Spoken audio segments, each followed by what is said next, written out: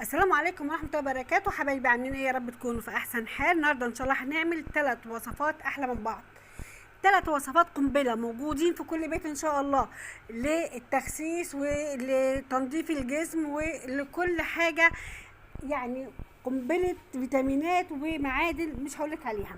نبدا ان شاء الله. بسم الله الرحمن الرحيم. اللهم صل وسلم وبارك على سيدنا محمد وعلى اله وصحبه اجمعين. الفيديو الاولاني او الحاجه الاولانيه اللي هنعملها، هنجيب نص خياره ونعصر عليها ليمونايه كامله. طبعا الخيار منقي ومنظف للجسم، الليمون فيتامين سي ومنظف للجسم جدا جدا، لو شربتيه على الريق حاجه جميله جدا. وده جنزبيل، لو عندك جنزبيل فريش حطيه، ما عندكيش جنزبيل فريش جيبي نص كوبايه ميه مغليه وحطي فيها نص معلقه صغننه من الجنزبيل، سيبيه شويه كده اهوت، واول ما يهدى هنكملها كوبايه وهنحطها في الخلاط ونضربه بالشكل ده. ده اول عصير.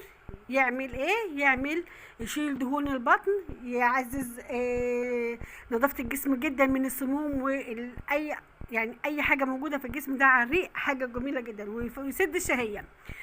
ده اول فيديو معانا او اول مشروب معانا، المشروب الاخضر الذهبي ده لو شربتيه قنبله فيتامينات مش هقولك عليها هتستفيدي منها قد ايه.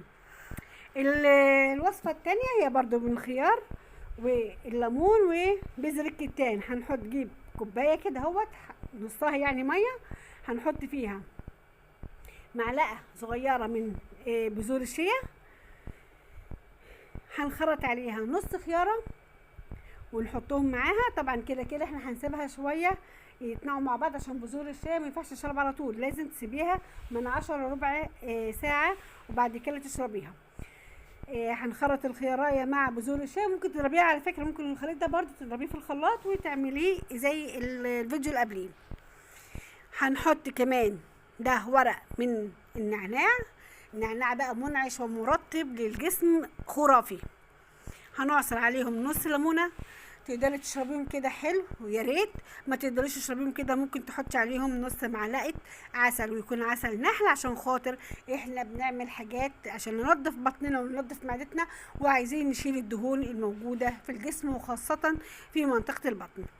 هنكمل بقى الكوبايه دي من الميه ونسيبها ربع ساعه عشان خاطر يعني بذور الشيا تطلع الجل اللي فيها، وينفع ما ينفعش تشرب ابدا من غير ما تتنقع.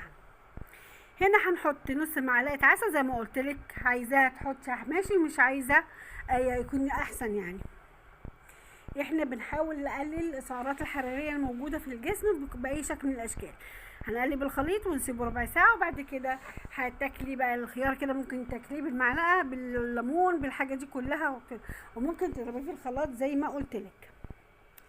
الوصفة الثالثة هنجيب كوباية هنعصر فيها نص ليمونة، وهنحط معاها معلقة صغيرة من خل التفاح، يكون خل التفاح عضوي، وعشان تتشرب على الريق. دي تعمل ايه؟ تسرع الحرق وتشيل دهون الجسم.